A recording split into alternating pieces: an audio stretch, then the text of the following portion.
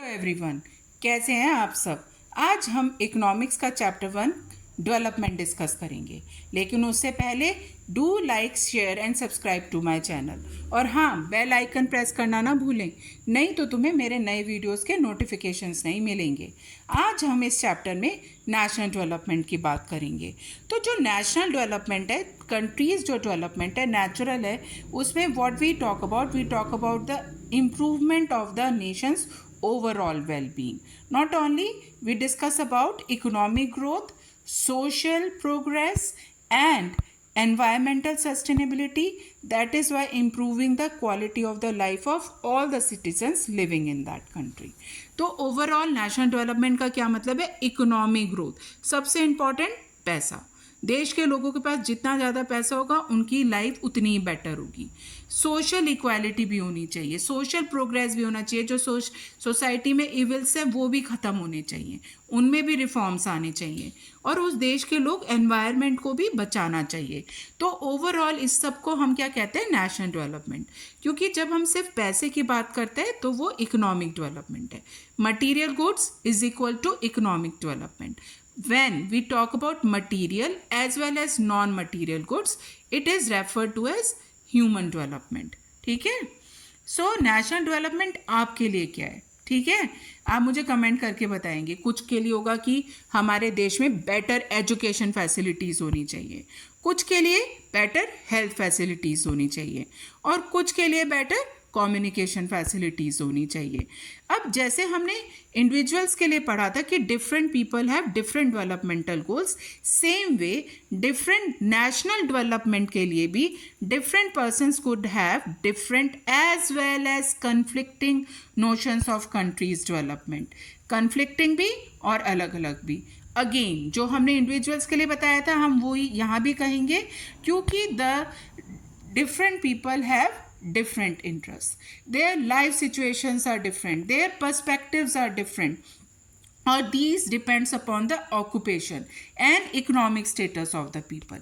कि किसी की क्या ऑक्यूपेशन है, उसका इकोनॉमिक स्टेटस कैसा है, वो उस तरह से देश की डेवलपमेंट के बारे में सोचेगा, है कि नहीं। और कई बार ऐसे भी हो सकता है कि अलग अलग लोगों के जो गांव शहर में रह रहे हैं उनके डेवलपमेंटल गोल्स देश को लेके भी अलग अलग हो सकते हैं। तो ये तो हम बात करें कि why different people have different developmental goals. तो हम वही बात करें, किसी के लिए देश में तरक्की तब होगी जब सब लोगों की खूब ढेर सारी कमाई होगी। किसी के लिए, मेरे लिए तरक्की है कि सबके पास जॉब्स होनी चाहिए, एम्प्लॉयमेंट होनी चाहिए। कुछ के लिए कि बेटर हेल्थ, एजुकेशन और इंफ्रास्ट्रक्चर हो। लेकिन कुछ लोग कन्फ्लिक्टिंग गोल्स, कन्फ्लिक्टिंग भी हो सकते हैं। ये वही एग्जाम्पल है जो हमने इंडिविजुअल्स के लिए कहा था, और हम नेशनल डेवलपमेंट के लिए भी यही दे सकते हैं कि कुछ लोगों के कन्फ्लिक्टिंग गोल्स कैसे हो सकते हैं। कुछ को डैम चाहिए, इंडस्ट्रीज को डैम चाहिए जिससे कि उन्हें इलेक्ट्रिसिटी मिले। फार्मर्स को डैम चाहिए, उन्हें इरिगेशन के लिए वाटर मिले। शहरों को डैम चाहिए, उनको डोमेस्टिक पर्पसेस के लिए पानी मिले। लेकिन जो लोग वहाँ उस जगह जहाँ डैम बनेगा रह रहे हैं, उनको वहाँ से जाना पड़ेगा, उनको डिस्प्लेस होना पड़ेगा, तो उनके लिए ये डेवलपमेंट नहीं है। तो नेशनल डेवलपमेंट में भी लोगों के कन्फ्लिक्टिंग गोल्स हो सकते हैं। तो आप इसी तरह के एग्जाम्पल्स दे सकते हैं। अब हम डिस्कस करेंगे बेटा एक केस स्टडी, ये आपकी बुक में गिवन है। इसके हिसाब से वो कहते हैं कि बहुत ज़्यादा जो लिक्विड टॉक्सिक वेस्ट था वो एक कंपनी ने ओपन एयर में डंप कर दिया और कुछ सीज में भी डंप कर दिया। अब ये कहाँ हुआ था? अफ्रीका में। एक कोस्टल कंट्री है, एक कोस्टल सिटी है उसमें। इसकी वजह से वहाँ पे बहुत ज़्यादा टॉक्सिक फ्यूम्स हुए, जिससे लोगों को डायरिया हो गया, तबीयत ख़राब हो गई, बहुत सारे लोग मर गए, कुछ हॉस्पिटल में चले गए, और जो थाउजेंड्स ऑफ पीपल थे उनके अंदर किसी ना किसी तरह की पॉइजनिंग के सिम्टम्स थे। ऐसा एक मल्टीनेशनल कंपनी, एमएनसीज होती है ना, वो दूसरे देशों में अपनी कंपनी सेटअप करती हैं। तो एक एमएनसी थी, उसने ये वहाँ पर एक लोकल कंपनी के साथ मिलकर अपनी क्या फैक्ट्री सेटअप करी थी। तो अब मुझे बताओ इस केस स्टडी से आपको क्या पता चलता है? तो who are the people who were benefited and who did not? Obviously जो उस लोकल कंपनी के मालिक थे, जो एमएनसीज हैं, उनको तो फ़ायदा हुआ। लेकिन जिन लोगों के घर में किसी की डेथ हो गई, तबीयत खराब हो गई, ऑब्वियसली ये उनके लिए कोई अच्छा नहीं था। तो मैं ये पूछूं, अगर आप उस कंट्री के रेजिडेंट हो तो आपका डेवलपमेंटल गोल क्या होगा, आप ये मुझे कमेंट करके बताएंगे, ठीक है। अब how to compare different countries और स्टेट्स। अब जो नेक्स्ट इंपॉर्टेंट क्वेश्चन है आपकी कंट्री में, आपके चैप्टर में, कि आप कंट्रीज को कैसे कंपेयर करेंगे। हम क्या कह रहे हैं, सबसे इंपॉर्टेंट क्राइटेरिया क्या है, उस देश की इनकम, है ना। तो जिस देश की जितनी ज़्यादा इनकम होगी उसे उतना ही डेवलप माना जाएगा। क्यों? क्योंकि जितना पैसा होगा तो वो उतनी ही ज़्यादा चीज़ें खरीद पाएगा, उसका स्टैंडर्ड ऑफ लिविंग उतना ही बेटर होगा, है कि नहीं। लेकिन अगर हम बात करते हैं तो हम किस तरह की इनकम लें, तो कह रहे कि we take the income of the country. और इनकम ऑफ द कंट्री का क्या मतलब होता है, income of all the residents of the country. जब हम उस देश के जितने भी लोग रहते हैं उन सब की इनकम को जोड़ दें तो हमें क्या मिलती है, total income of the country मिलती है। क्या हम इस तरह की, जब किसी देश की जितने भी लोग रहते हैं उनकी जो सारी इनकम को जोड़ दें तो हमें total income of the country मिलती है। क्या हम इस क्राइटेरिया से कंट्रीज़ को कंपेयर कर सकते हैं? नहीं कर सकते। क्यों नहीं कर सकते? क्योंकि कंट्रीज़ की जो पॉपुलेशन है, जो कंट्रीज़ की पॉपुलेशन है वो क्या है, फ़र्क है। अब जिस देश में, सपोज करो इंडिया सबसे ज़्यादा पॉपुलस कंट्री है ना, मोस्ट पॉपुलस, तो ऑब्वियसली इसके इतने सारे लोगों की अगर आप इनकम जोड़ोगे तो वो श्रीलंका की कमाई से ज़्यादा ही होगी। तो इसका मतलब ये हुआ कि इंडिया श्रीलंका से डेवलप्ड है। लेकिन हम अभी नेक्स्ट वीडियो में पढ़ेंगे कि नहीं, श्रीलंका का रैंक इंडिया से बेटर है, वहाँ पे वो ज़्यादा डेवलप्ड है इंडिया से। तो हम टोटल पॉपुलेशन को नेशनल इनकम को क्राइटेरिया नहीं ले सकते, क्योंकि it takes the income of all the residents. तो फिर क्या तरीका है, सबसे बेस्ट तरीका होता है एवरेजेस लेने का। एवरेज इनकम लो तो उससे क्या करोगे, आप सही तरीके से कंट्रीज़ को क्या कर पाओगे, कंपेयर। ऑन एन एवरेज किस कंट्री में कितने लोग कितना पैसा कमा रहे हैं, ठीक है।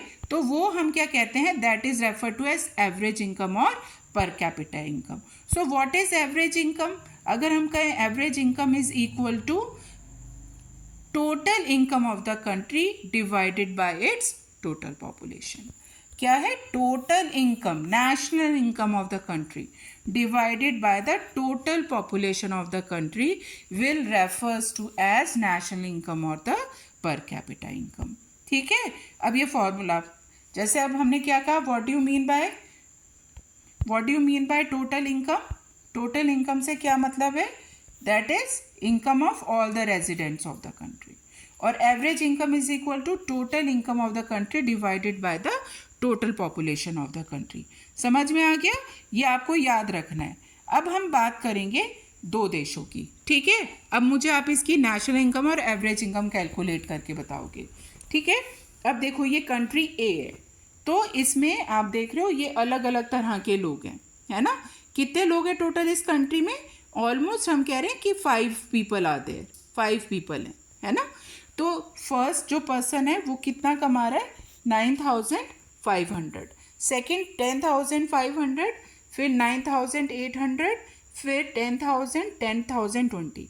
अब इसे टोटल करोगे तो कितना आ जाएगा, 50,000। तो 50,000 उस कंट्री की क्या हो गई, टोटल इनकम, है ना। और रेजिडेंट्स कितने हैं, 5। तो आप इसे किससे डिवाइड कर दोगे, 5 से। तो ये कितना हो जाएगा, 10,000। तो इसका मतलब इस कंट्री की एवरेज इनकम कितनी हो गई, 10,000, ठीक है ना। अब हम दूसरी कंट्री लेते हैं, इसमें भी 5 ही लोग हैं। इसमें फर्स्ट 4 लोग 500 कमा रहे हैं, एक 48,000। तो इसकी भी टोटल इनकम कितनी होगी, 50,000।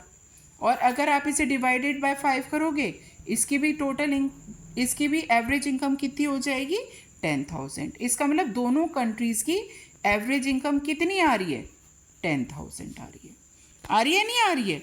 लेकिन क्या डिफरेंस है इन दोनों कंट्रीज़ में, ये देखो, ये हम किसकी बात कर रहे हैं, कंट्री ए की बात कर रहे हैं, ये कंट्री बी। क्या डिफरेंस है इसमें, कुछ समझ में आया। यहाँ देख रहे हो कि income is equally distributed among the people, लेकिन इन कंट्री बी जो maximum part of the income है वो एक जने के पास है, और बाकी सब लोगों के पास बहुत कम है। मतलब कंट्री बी में अनइक्वल डिस्ट्रीब्यूशन ऑफ इनकम है, ठीक है ना। और ये चीज़ हमें एवरेजेस से बिल्कुल नहीं पता चलती। अगर हम एवरेज इनकम को कंट्रीज़ को कंपेयर करने के लिए लेते हैं तो हमें बिल्कुल नहीं पता चलता कि उस देश में पैसे किस तरह से डिस्ट्रीब्यूटेड है लोगों के बीच में। तो ये इस वाले क्राइटेरिया की एक बहुत बड़ी लिमिटेशन है। आप ये एग्जाम्पल भी दे सकते हो। और ये एक बहुत इंपॉर्टेंट क्वेश्चन है कि what are the limitations of average income. क्या लिमिटेशंस हैं? So that is they hide income disparities. Income disparities को हाइड करते हैं। ये हमें ये नहीं बताते how is income distributed among the people. It also does not tell us how many people are rich और how many people are poor in the country. Moreover it's a very narrow concept, क्योंकि ये सिर्फ economic development की बात करता है, ये सिर्फ पैसे की बात करता है, ये ह्यूमन डेवलपमेंट की बात नहीं करता। क्योंकि अगर ये ह्यूमन डेवलपमेंट की बात कर रहा होता तो ये हेल्थ और एजुकेशन को इग्नोर नहीं करता। वर्ल्ड बैंक भी पर कैपिटा इनकम का क्राइटेरिया लेकर ही कंट्रीज़ को क्या करता है, क्लासिफाई करता है। किस हिसाब से? रिच और लो इनकम कंट्रीज़ के हिसाब से। और वो किसकी बात करता है? सिर्फ इकोनॉमिक ग्रोथ की, क्योंकि वो जो other important aspects of life हैं जैसे हेल्थ और एजुकेशन है उन्हें क्या करता है, इग्नोर करता है। इसके हिसाब से उसके हिसाब से या तो कंट्रीज़ रिच हैं वर्ल्ड बैंक के हिसाब से या फिर पुअर है।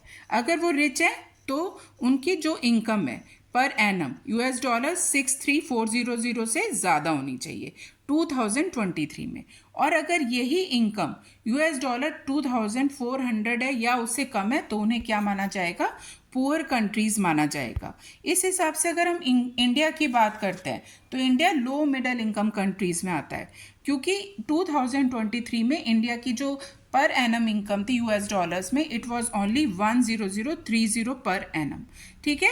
तो वो हमने क्या बताया अभी, जो कंट्रीज़ है उनको वो क्या कहते हैं, रिच।